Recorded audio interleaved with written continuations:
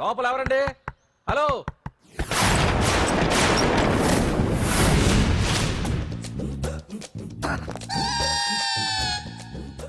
అదేంటి సార్ బంగారం లాంటి డోర్ ఉండగా కిటికీలోంచి వచ్చారు? డోర్ లో నుంచి రావడం రొటీన్, కిటికీలో నుంచి రావడం వెరైటీ. నేనేదైనా కొత్తగా థింక్ చేస్తాను. చెప్పుకో. మీ పేరు? ఉండా, సున్నుండా. సున్నుండా? తినే పదార్థం పేరు పెట్టుకున్నారేటండి విచిత్రంగా. నీ పేరేం పేరు? ఆంజనేయులు. దేవుడి పేరు ఎందుకు పెట్టుకున్నావు? ఎదురింట్లో ఉండే అమ్మాయి పేరు తులసి. మొక్క పేరు ఎందుకు పెట్టుకుంది? రొటీన్ గా ఉండేదేది నాకు నచ్చదు. నాలాంటి వాడు కూడా పూనుకోకుంటే కొత్తదనం ఎలా పుడుతుందయ్యా? కొత్తగా థింక్ చేయండి అయ్యా. వెరైటీని లైక్ చేయండి ప్లీజ్. అలాగే. మీకు కొరియర్ వచ్చింది, సంతకం పెట్టండి. పాపం ఎడం చేత్తో సంతకం పెట్టడం కొంచెం కష్టమే మరి. కుడి చేత్తో సంతకం పెడితే మీ కొరియర్ వాళ్ళు ఒప్పుకోరా? మీకు లేదు కదా అని. లేదని ఎవరు చెప్పారు? లేదని ఎవరు చెప్పారు? అదేంటి సార్ ఇప్పటిదాకా ఇంట్రొడక్షన్ వెరైటీగా ఉండాలని. ఆరనీయుమాయి ఒడియం గుమ్మాడి ఒడియం ఎండనీయుమాయి ఒడియం ఎంతో సమయం. అరే అరే లా ఒక్కింతే లేక కదరా ఒడియాలు పెట్టుకుంటున్నాను. ఇంకో పద్యం చదివు. అమ్మో సత్య టీ అడిగి అరగంట అయింది, మర్చిపోయింది.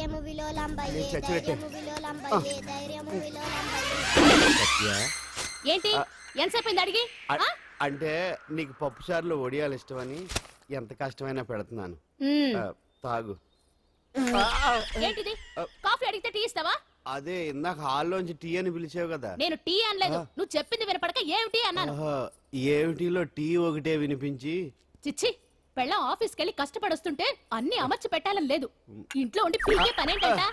మా వాళ్ళు నీకిచ్చే అనవసరంగా నా గొంతు కోసారు. యాక్చువల్ గా డైలాగ్ నాది కదా. అన్నయ్య గారు, అక్కయ్య గారు ఒకసారి ఇలా వస్తారా? వస్తున్నా అక్కయ్య గారు. ఏంటి అక్కయ్య? అన్నయ్య గారు, ఒక కప్పు కందిపప్పు ఉంటే ఇస్తారా? దాన్నే భాగ్యం కందిపప్పు కప్పు కూడా ఇచ్చేసాను. నువ్వు రాత్రి చక్రవాకం సీరియల్ చూసావా? మా ఇంట్లో కరెంటు ఉండి వస్తే కదా అన్నయ్య గారు చూడడానికి. మరి మీరు? ఏం జరిగిందంటే సత్యాకి తలకాయ పొడి వస్తే అమృతాంజన్ రాజు పిల్లని పడుకోబెడితే 10 అయిపోయింది. ఇంకెక్కడ చక్రవాకం? అన్నానని కాదు గానీ ఏ మాటకు ఆ మాట అన్నయ్య గారు. మీలాంటి భర్త దొరకటం వదిన అదృష్టం. ఇందా కందిపప్పు కదా అడిగా, మర్చిపోయాను. అయిపోయింది. లేదు కొంచెం ఉంటే పప్పు సార్ పెట్టేశాను. అక్కయ్య గారు, దీనికి కందిపప్పు కాదు గన్నేరు పప్పు ఇవ్వాలి. కుళాయిలో నీళ్ళు వస్తున్నాయి. వదిన నా బిందు కూడా పెట్టి వచ్చేస్తున్నాను. మురటోడు నా మగుడు మోసు పడితే. ఏంటండి దారి కట్టంగా?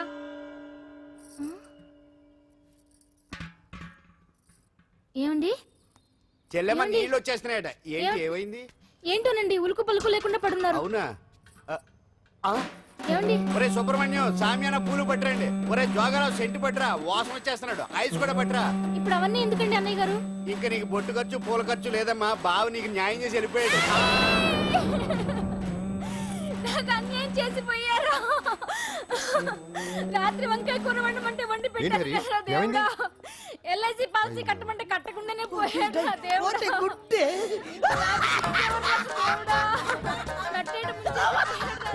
మొగుడు పోయి ఆమె ఏడుస్తుంటే నవ్వుతావేంట్రా? ప్రపంచంలో ఎవరు చచ్చిపోయినా రొట్టెని ఏడవడమేనా? కొత్తగా థింక్ చేయండి.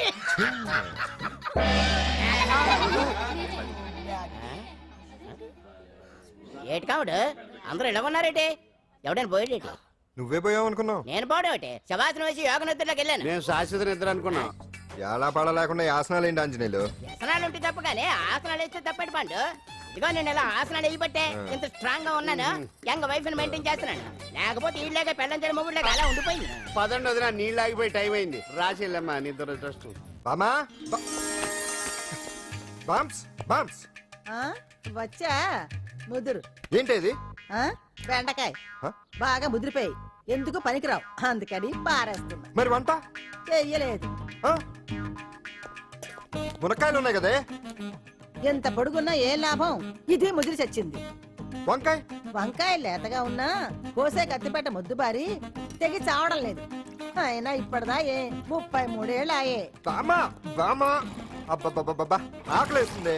కడుపులో కటింగ్ ప్లేట్ పెట్టి తిప్పుతున్నట్టుంది. త్వరగా ఏదో వంట చేయి. పాండు కొంచెం చూడవా, ఎంత కొట్టినా స్టార్ట్ కావట్లేదు. ఎందుగా ఉంది? భూమి పుట్టినప్పుడు పుట్టిన బండి అది. వయసు ముదిరితే మనిషి అయినా బండి అయినా అంతే. ఎందుకు పనికిరావు. ఆగాగా వచ్చినప్పటి నుంచి చూస్తున్నాను. ఏంటే ముదురు గిదురు డబుల్ మీనింగ్ మాడుతున్నావు? నేనే కాదు, బస్తీ బస్తీ అంతా కోడే కూసి కుక్కాయ మురుగుతోంది. ఏమని? నీకు ఇంకా పెళ్లి కాదని. నీ పెళ్లి కళ్ళారా చూద్దా అనుకున్నాను. మరి మనం అంతా ఆడుకుందాం అనుకున్నారే నాకు ఆ యోగం బామ్మ లేకుండా నేను ఒకటి చేశారు. అడుగుతాను చెప్పే ఏమే నేను పెళ్లి చేసుకోవాలంటే నాకు నచ్చిన పిల్ల దొరకాలి కదా ఆ, నువ్వు అనలే కానీ ఆ, అందమైన రాజకుమార్ నీకోసం నడుచుకుంటూ రాదురా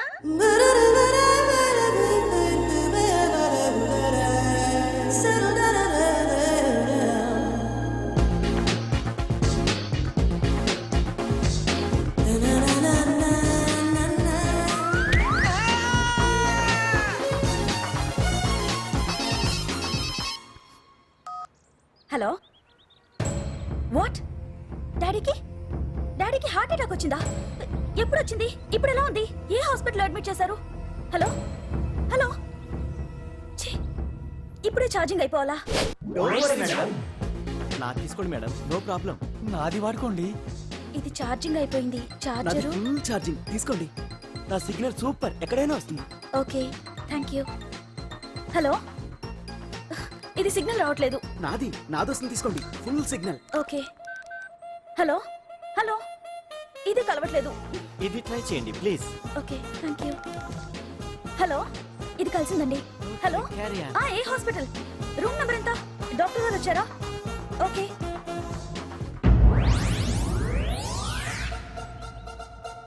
ఏంట్రా ఇంకా రాలేదు ఎంతసేపు మాట్లాడుతురా రే ఏదిరా ఎక్కడికి వెళ్ళిందిరా రే మీ సెల్ ఫోన్స్ రా రే అటు చూడండి ఎరా ఎరదా ఎరదనా అయిపోయింది అది, అయిపోయింది వదిలే వదిలే వదిలే ఆ? ఏయ్, ఏంటి అలా చూస్తున్నావు ఇప్పుడు చూడ్డం ఏంటి నేను పెద్ద మనిషిని అయినప్పటి నుంచి చూస్తున్నాను నువ్వు పెద్ద మనిషి అవుతావేమోనని ఆహా కన్నె పిల్లలతో ఆడుకోవాల్సిన వయసులో చిన్న పిల్లలతో ఏంటయ్యా నాకు ఒక డౌట్ నువ్వు అసలు ఆడదానివేనా తీసుకుంటా హలో అక్కడ కాదు ఇక్కడ ఏయ్ ఏంటిదంతా ఈ రోజు నా సంపాదన నన్ను కట్టుకో నిన్ను కష్టపెట్టకుండా నా సంపాదనతో సుఖ పెడతాను ఛే, ఛే, ఛే, ఛే. దొంగతనం కూడా ఒక సంపాదన థూ. పాండు తొందరపడి మా కుల వృత్తిని కించపరచు ఒక్కసారి దొంగతనం చేస్తే తెలుస్తుంది ఇది ఎంత రిస్కీ జాబ్ అనేది నువ్వేం తండ్రివే బాబు దొంగతనం చేసే కూతురు కోపడకుండా డాక్టర్ కొడుకులు డాక్టర్లు యాక్టర్ కొడుకులు యాక్టర్లు అవుతున్నప్పుడు దొంగ కూతురు దొంగ అవడంలో తప్పే ఉంది అయినా ఇది మామూలు దొంగ కాదయ్యా సెల్ ఫోన్ లో దొంగతనం చేయడంలో స్పెషలైజేషన్ చేస్తుంది ఒకప్పుడు ఈ వాచ్లు వాలేశ్వరరావు పేరు చెప్తే ఎవరు చేతుకున్న వాచ్ అయినా గడగడగడలా ఆడిపోయేది ఇప్పుడు సుందర పేరు చెప్తే ఏ సెల్ ఫోన్ అయినా షేక్ అయిపోతుంది తెలుసా అమ్మా నువ్వు ఎప్పటికైనా ప్రైమ్ మినిస్టర్ సెల్ ఫోన్ కొట్టేయాలి అదే నా ఆశయం తీరుస్తావు కదూ తప్పకుండా నాన్న చేయి ఆ పండుగ తొక్కలో సెంటిమెంట్ మీరును పోలీసులు తీసుకెళ్లి 2 నెలలకు ఒకసారి జైల్లో పెట్టిన సిగ్గులేదు నీకు సిగ్గెందుకు దొంగలకు జైలు దేవాలయాలు లాంటివి బాబు నీకెట్టగో సిగ్గులేదా ఆ. నేను దాంతో మాట్లాడుతున్నాను అయినా మీతో మాట్లాడటం నా టైం వేస్ట్ నా వాచేది ఎక్కడుంది కొట్టేసి 2 నిమిషాలు 2 సెకండ్లు అయింది. చీ దొంగ నాయలా పండు పండు ఆ? గాలిపటం చెట్టు కొమ్మకి ఇరుక్కుపోయింది రే మీరు ఇక్కడే ఉండండి రా, నేను తీసుకొస్తాను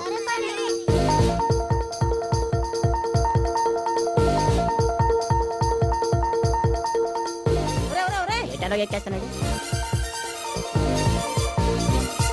ఆ. హరి ఇంట్లో పని చేయకుండా ఏం చేస్తున్నావు అక్కడ టైం 5 అవుతుంది ఆ? 5 అయిందా అమ్మో ఆ? రేయ్, పట్టుకోరా ఏ పాడు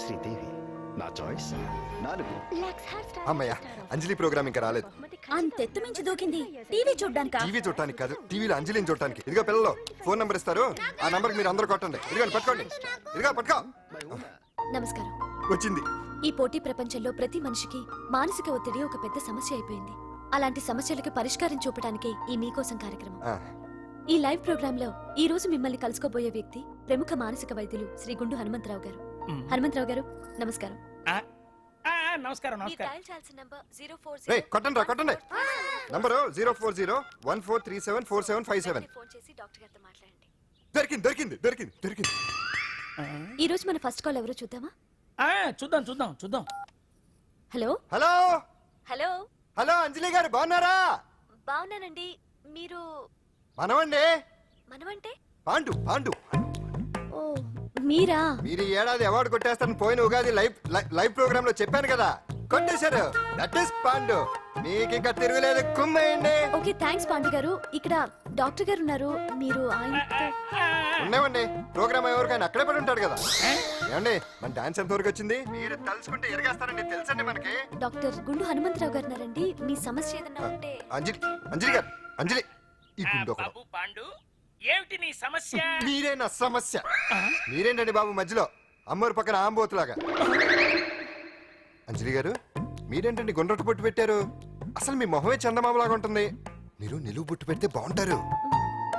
ఏమండి మీరు ఒక్కసారి నవ్వారంటే చాలండి, మీ ముందు ఏ సినీ స్టార్ అయినా కట్ అయింది.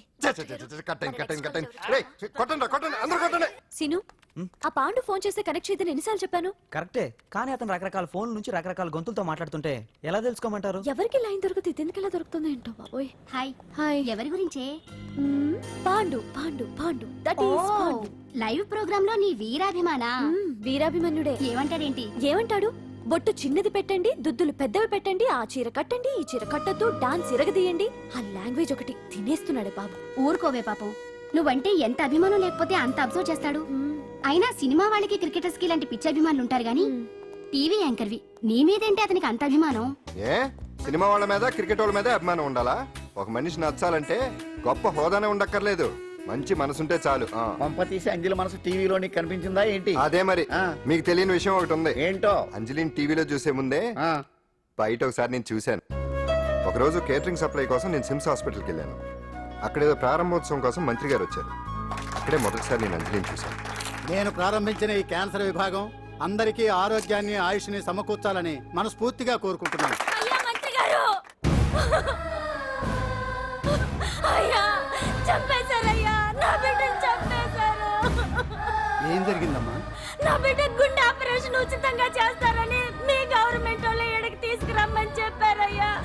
తీరా తీసుకొచ్చాక ఆపరేషన్ రేపు చేస్తాం మాపు చేస్తామని నెలల తరబడి తిప్పుకొని చివరికి ఆపరేషన్ చేయకుండానే నా బిడ్డను చంపేశారయ్యా. నా బిడ్డకి ఊపిరి పోస్తారనుకున్నాం గానీ ఇలా ప్రాణం తీస్తారనుకోలేదయ్యా. చేసిన ఆపరేషన్స్ కే ప్రభుత్వం నుంచి గ్రాంట్ రిలీజ్ కాలేదు సార్. ఫండ్స్ లేవు, అందుకే వాయిదా వేయాల్సి వచ్చింది. ఈ రోజు ఆ బిడ్డకు పట్టే గట్టే రేపు మా బిడ్డలు కూడా పట్టొచ్చయ్యా. మీరే ఏదో ఒకటి చేసి మా బిడ్డల్ని కాపాడండి అయ్యా. ప్రభుత్వం సరిగ్గా స్పందిస్తే ఇలా జరగదు సార్. ఏదో ఒకరిద్దరికైతే ప్రభుత్వం సాయం చేయగలదు, కానీ మన రాష్ట్రంలో గుండె జబ్బులున్న పేద పిల్లలు 6,000 మందికి పైగా ఉన్నారు. వాళ్ళందరికీ ఆపరేషన్లు చేయించాలి అంటే 90 కోట్లు ఖర్చు అవుతుంది. అసలే ప్రభుత్వం లోటు బడ్జెట్లో ఉంది కాబట్టి కొంత సమయం పడుతుంది. ఆ లోపు పిల్లల ప్రాణాలు పోకుండా ఉండాలిగా సార్. ఎంతకో పూర్తవని ఎన్నో ప్రాజెక్టుల కోసం వేల కోట్లు కేటాయిస్తున్నారు. వస్తాయో రావో తెలియని విదేశీ కార్ల కంపెనీల కోసం కోట్ల రూపాయలు అడ్వాన్సులు ఇస్తున్నారు. పేద పిల్లల ప్రాణాల కోసం ఆ మాత్రం శాంక్షన్ చేయలేరా సార్? విమర్శించడం తేలికేనమ్మా, పరిష్కరించడమే కష్టం. కష్టం కాదు సార్. ఒక్కో నియోజకవర్గ అభివృద్ధి కోసం ఎమ్మెల్యేకి 50 లక్షలు, ఎంపీకి 2 కోట్లు ప్రభుత్వం కేటాయిస్తోంది. మొత్తం వాళ్ళకి కేటాయించిన 229 కోట్ల నిధుల్లోంచి 20% కేటాయిస్తే సుమారు 45 కోట్లు వసూలవుతాయి. దాంతో చాలా మంది పిల్లలకి ఆపరేషన్లు చేయించొచ్చు. ప్రభుత్వ పథకాల ప్రచారం కోసం సంవత్సరానికి 100 కోట్లు పైగా ఖర్చు పెడుతున్నారు. అందులో 4వ వంతు కేటాయించినా ఈ ప్రాబ్లం పూర్తిగా సాల్వ్ అవుతుంది. మీరే ఆలోచించండి సార్. బాగా చెప్పావమ్మా. నాయకులు ఈ మాత్రం ఆలోచించగలిగితే ఇంకా సమస్య ఉందమ్మా. ప్రతిదానికి నాయకుల్ని వేలెత్తి చూపడం కాదు, మనం కూడా ఆలోచించాలి. నిజానికి మన రాష్ట్రంలోని 8 కోట్ల మంది మనసు పెడితే 6,000 మంది పిల్లలకి ఆపరేషన్లు చేయించడం అసాధ్యం కాదు. ఎవరికి తోచినంత వారు సాయం చేస్తే ఆ పసివాళ్ల జీవితాలకి వెలుగునిచ్చిన వాళ్ళవుతారు.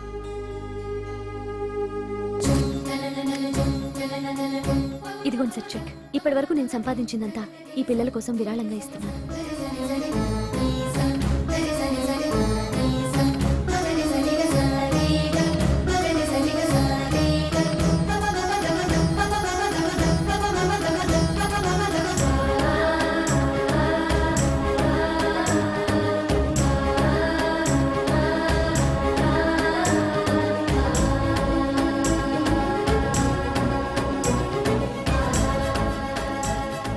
అప్పటి నుంచి నా గుండెల్లో అంజలి ఫ్యాన్స్ అసోసియేషన్ పెట్టేశాను. ఆ తర్వాత అంజలి ఎప్పుడు టీవీలో కనిపించినా ఇక్కడేదో అయిపోతా ఉంటుంది.